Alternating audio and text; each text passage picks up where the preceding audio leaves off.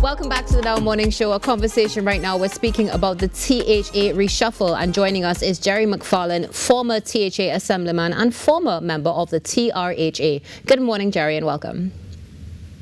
Good morning, and happy. It's always a pleasure to be here with you to give you my views on all the things that are happening in Tobago that seem to be the focus right now.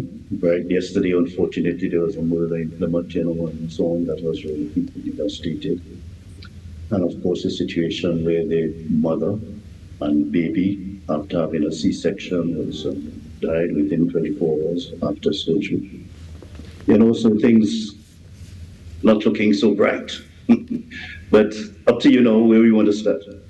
Understood, and thank you so much for those comments with us this morning, Gerry. Definitely something that attention needs to be paid to, and we will, of course, cover these stories as they continue to be, uncovered, for want of a better expression. Let's get into the THA reshuffle and specifically the significance of it. What are your thoughts on that? Well, as I always told other persons that I feel the prerogative is always that of the Chief Secretary, and I'm saying that because I've served as a member of the Tobago House of Assembly for about 3 terms, really, and I served as an Assistant Secretary, I served as a Secretary, and even lead our Assembly business. And so I have an idea of what operates and how maybe a Chief Secretary or Chairman then would operate when he has to move around people. And I think that is the prerogative, as I said earlier, of the Chief Secretary, who needs to know where the problems are or where he could realign people in keeping with their talent or their interests and so on, to view in a position to see or help move forward the objectives and the deliverables, So I think that's the prerogative of the Chief Secretary, and I see no big thing in that. Some people question the issue of he only moved around secretaries and he elevated one to he moved around assistant secretaries and only elevated one to secretary. And still that's a prerogative of the Chief Secretary, and the person who he elevated is somebody who is really grounded in the community and very brilliant and so on, a serious sportsman. Mr. And the Secretary, the representative of Bonaparte. And so I feel that is his prerogative, and I feel that you have to give the Chief Secretary a chance. The Chief Secretary can move around people based on what other people outside of the Assembly think or feel. He move around people based on where he see the talent, where he see the realignment necessary. And I think that is where with that today, Now, something that you mentioned there is the word challenge. Do you foresee any challenges with this reshuffle, Gerry? No. I really need to commend the Assembly for sticking together, especially since the disappearance or the Watson Duke left the party or took his party. There has been a significant level of unity and cooperation. There have been little squabbles and little disappointment and so on. And from what I understand, the Chief Secretary always have a discussion with the relevant secretaries who may have an issue and so on. And so I think they, as a group, in the circumstances and the kind of challenges that they have, from national agencies and some from the government itself, I think they're doing quite well in these difficult or maybe challenging circumstances. And I personally feel that they can do better, yes, and I have been chatting with some of them personally and straight up and so on, and pointed out areas that I think that they must do better, and they agreed. And steps have been taken to deal with some of these issues, which I've raised with some of them personally. The Chief Secretary, one of the things that was announced is on the 1st of July, there will be a new Secretary of Finance, Trade and the Economy. What are your thoughts about that, and do you have any concerns with this announcement? Well, I think I don't think the person, the Chief Secretary have choices, to deal with this. I mean, you have people within the Assembly right now, as we speak, remembering that the Assembly is made up of representative elected persons and councillors. And within those persons, I see at least 2 persons that could fit that role. And he has the choice also of bringing in a councillor and putting a present councillor somewhere else, to do something else. he had that opportunity as well to do that, and I see no problem in that being done, or any of those particular lines being pursued. Excellent. Let's go on to, as we mentioned, the reshuffle, particularly Orlando Kerr. He's a former teacher. He's a tutor rep as well. What are your thoughts on him being moved from the Division of Education to now being responsible for public utilities and rural development? That Orlando Kerr is extremely talented, brilliant young man, and personally, as Chief Secretary, that's one of the persons you could actually put almost anywhere. So I don't see a problem with that at all.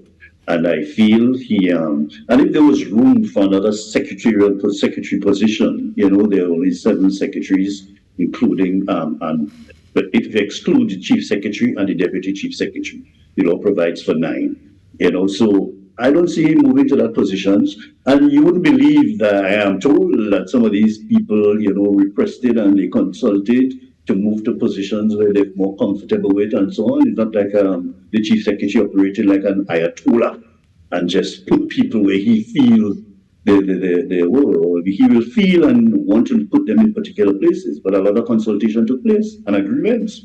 And even with respect to Baines and so on, there are people like him, who requested, they were overwhelmed or for some personal reason requested a change, and, Baines went up to be the deputy presiding officer in addition to assistant secretary. I think he's very comfortable with it from what I'm hearing. And this is something that he requested. I think he was overwhelmed to some extent, and he's very cooperative from what I'm gathering, so I'm listening to the noise on the outside, but I'm also listening to what is happening on the inside as well, Excellent. It's important, of course, to step away from that noise and be able to see the present and the future picture as well. Gerry, as a former THA Assemblyman, what do you hope to see coming out of this reshuffle? Well, I expect to see a change. And as you realign people with the different skills and talent into particular areas, some of which will be new to them, some of which will be not too difficult, some of them they climb, or the curve will be a little steep, and others they will cope. So I see a different approach to producing the deliverables that the Chief Secretary have in mind that he told the public when they were elected to office. And there are quite a few outstanding things that I think they should pursue, and one of which is a better cooperation with the public service, which I feel has to be done between the secretaries and the public service. That need to be cemented properly and take people into confidence. The secretaries need to listen to the advice of the secretaries, and depending on what they want to do, should be first to tell them how it can be done, if it can be done according to the wishes or the decisions of the Assembly to pursue a particular line or project or matter. I think the administrators and the public service need to cooperate with the secretaries and have things done. And there has been a lot of to and fro in the past and present, with different administrations where administrators and secretaries have not been cooperating. I know in the past administrations, they move around administrators for that purpose, and you may know that in Tobago, they have the situation where the administrators are like permanent secretaries in the different ministries in Trinidad, not equivalent in status or salary, but, they operate as accounting officers in those divisions. So they make things happen. And that is where I think greater effort should be placed in getting a better relationship and cooperating with the administrators and public service, and also with the assembly persons or the secretaries in the respective division. Very well said. Thank you so much for that, Gerry. And really hoping that that's going to be taken into consideration as we see this reshuffle take effect. Now, let's go to something a little bit different. You just mentioned change, and we're seeing some changes coming to Rockley Bay in Tobago. It has been a hot topic. It's been in all the press, speaking about the Marriott Hotel. What are your thoughts on that? Well, very quickly, I think that the Marriott Hotel brought in some serious mystery and so on, and how they got that to that. You know, I don't want to go into that detail. That maybe for another program. At one stage, another contractor, another investor was looking at it. The investor seemed to have all the answers, and then suddenly the arrangement changed, and then it restarted, and somebody else got the thing. That was questionable, but that will be dealt with on another occasion. But Rocky Point, as it is now, is a very pristine, environmentally sensitive area. It facilitates diving. Just offshore Rocky Point is the mountain wall, is the wreck, a ship that you go and you enjoy that kind of diving there. Is beautiful for surfing, one of the best spots on the island for surfing. You know, is a major nesting ground for turtles, you know, and dealing with the hatchlings and that sort of thing coming from there. And, you know, and although Mr. Aboud indicated at a public consultation recently that he would not be touching the sea or the beach also, but, you know, the operations of a 200-room hotel on that site, to me, is not compatible with the environmental sensitivity of that site. I object strongly to anything close to a 200-room hotel on that site. What I am suggesting, and I think I was part of a proposal that made, you know, before, that there should be some. Excellent. Well, thank you so much for sharing that, Gerry. And I'm sure this conversation is going to continue as we see what rolls out. Do you have any closing comments for Trinidad and Tobago this morning? Well, clearly there have been another murder in Tobago and in Plymouth again, coming on the heels of another one that took place almost just a week ago.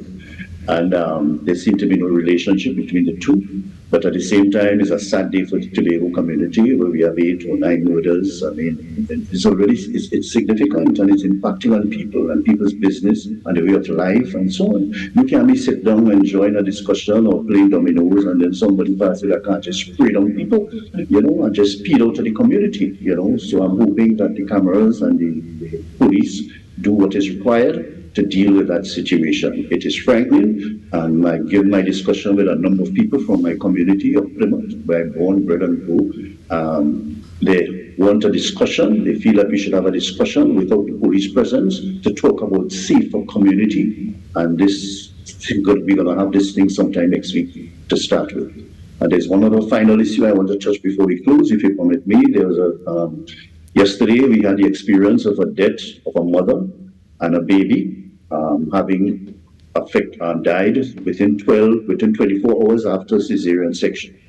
I mean, these kind of things, you know, happens from time to time. But of course, I'm just hoping that the senior person at the hospital at Signal Hill in Scarborough, you know, did the procedure and did necessary protocols for following up, or after surgery, procedures were followed up, and that everything will be all right. And I'm asking for a serious investigation into this matter.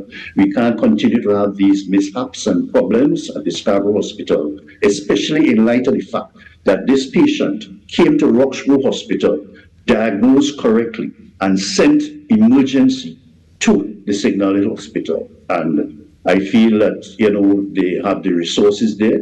Although Roxborough has its resources that could have dealt with it, you know, but the powers that be prevented Roxborough from doing particular procedures there, although they have the capability of doing it. So people sometimes faint in front of the hospital because they're not operating 24/7. And this is what they are aspiring to do. And the quality of service generally operating in that place is second to none. You know, and so people, I get the impression, and I'm of the view, that there's a kind of jealousy going on between Roxborough and Signal Hill in Scarborough. And why are you preventing Roxborough, who has now the capability to doing these procedures, you're preventing them from doing it, and you're preventing them from going 24/7? You know, it's insulting to the people of the East and the Roxborough community.